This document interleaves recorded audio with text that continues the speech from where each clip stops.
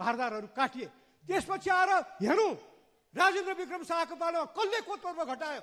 जेठो युवराजलाई मारेर त्यसलाई हटाएर आफ्नो छोरालाई युवराज बनाउन कान्छी रानी राज्यलक्ष्मीले षड्यन्त्र गर्दाखेरि कोतपर्वको जन्मेको होइन, जहाँबाट 104 वर्षको राणा शासनको बीजारोपण भयो। त्यसपछि आएर हेर्नुहोस् त्रैलोक्य विक्रमलाई युवराज सधैँ कसले बिख खुवाएर मार्यो दरबारमा? के कुनै जनताले गरेको थियो सडयन्त्र?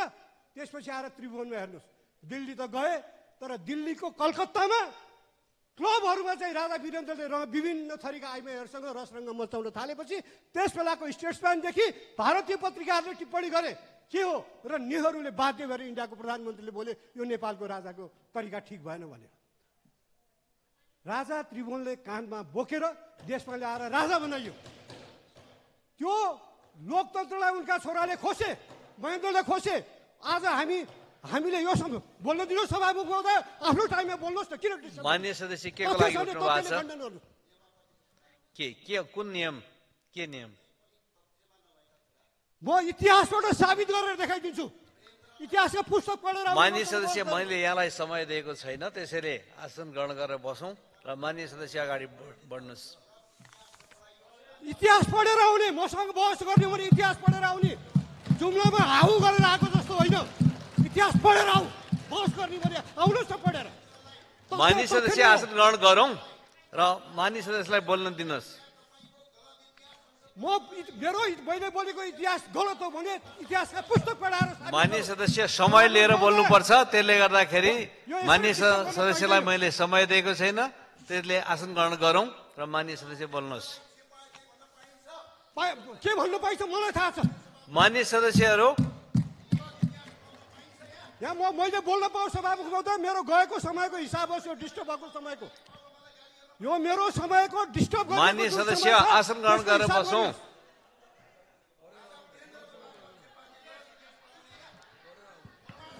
इतिहास पढेर आउने, इतिहास पढेर मसँग बहस गरेर आउने। मिस्टर मान्यजी, इतिहास पढेर आउनुहोस्। ल मान्य सदस्यहरू, मेरो टाइम जुन नष्ट भएको छ त्यो पाऊँ है सभामुख महोदय। मान्य सदस्यहरू, म फेरि यहाँहरूलाई के सम्झाउन चाहन्छु भने मान्य सदस्यहरूले हाम्रो यहाँको प्रबन्ध व्यवस्था, खास गरिकन हाम्रो नियमावलीको आधारबाट हामी आफ्ना अभिव्यक्तिहरू दिन्छौँ। अभिव्यक्तिहरू दिँदाखेरि मान्य सदस्यहरूले राष्ट्रको अगाडि सार्वजनिक ढङ्गबाट, त्यसमा पनि हाम्रो खुला भएको संसदमा बोलिरहनु भएको छ।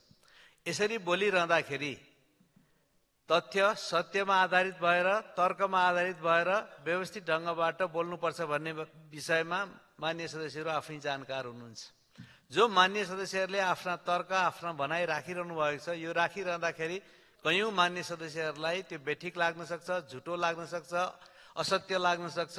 त्यसमा मान्य सदस्यहरू असहमत हुन सक्नुहुन्छ। तर यी कुराहरूमा विधिवत ढङ्गबाटै प्रतिवाद गर्नुपर्छ, विधिवत ढङ्गबाटै खण्डन गर्नुपर्छ, प्रणाली अन्तर्गत नै खण्डन गर्नुपर्छ र हामीले तय गरेको व्यवस्था अन्तर्गत नै खण्डन गर्नुपर्छ। र त्यसको बारेमा मान्य सदस्यहरू जानकार हुनुहुन्छ।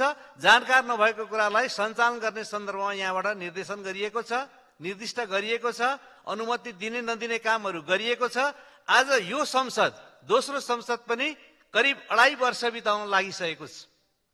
3टा हाम्रा यिनै अधिवेशनहरू सञ्चालन भइसकेका छन् भन्नाले हिउँदे अधिवेशनहरू सम्पन्न हुन लागिरहेका छन्। यस्तो बेलामा मान्य सदस्यहरूले आफ्नो गरिमालाई ख्यालमा राखेर सभा सञ्चालन गर्नुहुनेछ। र मैले बोलिरहनु भएको मान्य सदस्य रघुजी पन्तको जुन समय काटिएको छ त्यो समयलाई मैले थप्दाखेरि सिङ्गो आजको दिनको कार्यसूचीमा समय प्रभावित हुन्छ भन्ने कुरालाई पनि ध्यानमा राख्दै म यो काटिएको समयलाई थप्न चाहन्छु। फेरिदेखि यस्तो वातावरण नबनाउनको लागि मान्य सदस्यले ध्यान पुर्याउनु हुनेछ। मान्य सदस्य रघुजी पन्त अगाडि बढ्नुहोस्। हस्, धन्यवाद सभामुख महोदय। मेरो काटेको 10-12 मिनट छ, प्लस होस् यो प्रश्न कुरा।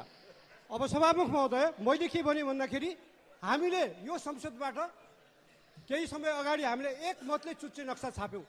2012 सालमा छापिएको नेपालको हुलाक टिकटमा चुच्चे नक्सा छ।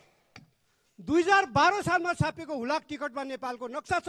नेपालले छापेको टिकटमा 17 सालपछि यो पञ्चायतको अवधिमा त्यो चुच्चे नक्सालाई कसले बुझ्ची बचायो? जवाब चाहियो यहाँ।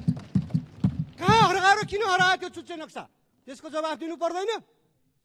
अनि यो संसदले फेरि हाम्रो यही गणतन्त्र आएपछि संसदले एसोर्ट